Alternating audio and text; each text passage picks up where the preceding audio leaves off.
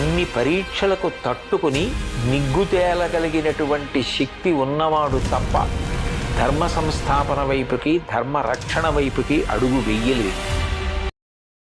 నేను అర్జున్ అని పిలవాలా, సర్కార్ అని పిలవాలా? జనాల మధ్యలో ఉంటే అర్జున్, మృగాల మధ్యలో ఉంటే సర్కార్.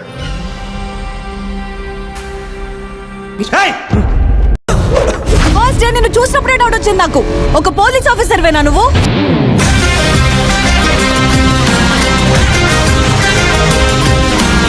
అనుకుని మోసపోయారు నెల్లు జనం.